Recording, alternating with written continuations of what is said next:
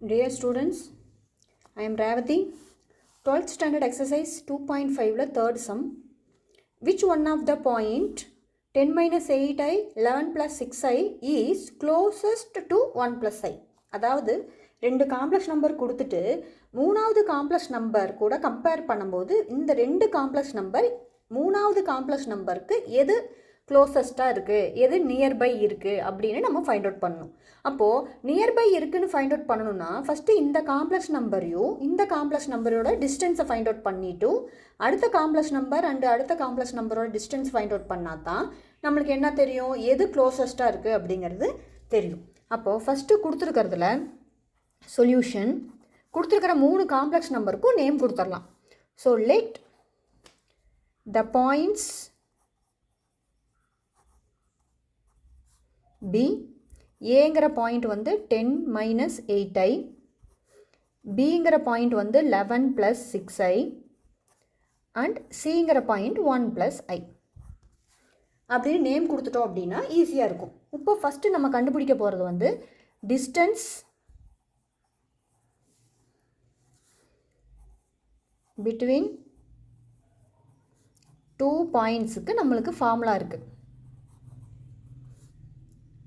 2 points of z1 and z2 is என்ன formula, modulus z1 minus modulus z2. அதாவது ரெண்டு இதே கம்பேர் பண்ணும்போது மாடுலஸ்குள்ளே ரெண்டு காம்ப்ளெக்ஸ் நம்பரையும் என்ன பண்ணணும், சப்ராக்ட் பண்ணணும். அப்போ நம்ம இங்கே எடுக்க போகிறது வந்து டிஸ்டன்ஸ் பிட்வீன், ஃபஸ்ட்டு எது ரெண்டையும் கம்பேர் பண்ண போகிறோம், between a and c is modulus a minus c. அப்போது மாடுலஸ் a மைனஸ் சிங்கும்போது மாடுலஸ்குள்ளே 10 minus 8i then minus of சியோடது வந்து 1 ப்ளஸ் i அப்படின்னு வரும்.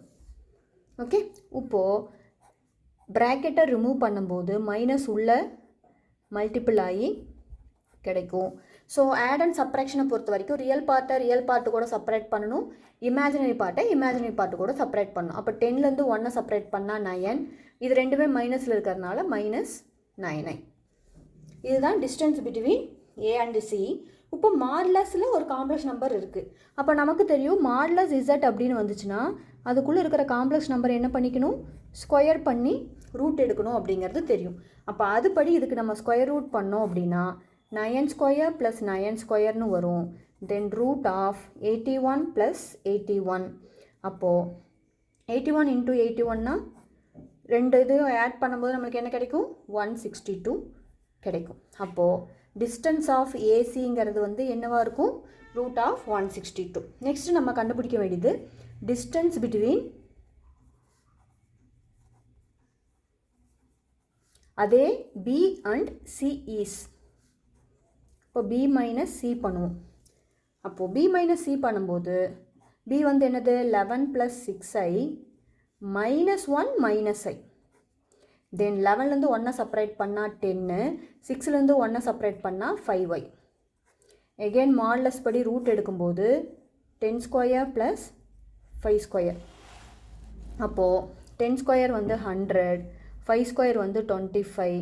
அப்போ ரூட்டுக்குள்ளே என்ன கிடைக்கிது நம்மளுக்கு, 125 கிடைக்கிது. அது பிசியோட டிஸ்டன்ஸ்.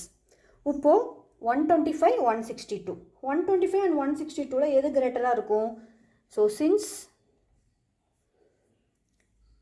125 வந்து கிரேட்டர் 162 தான் இருக்கும், அதாவது லெஸ் தென் 162 தான் இருக்கும். therefore B is closer to C. therefore 11 plus 6i is closer to 1 plus i. It is a final answer.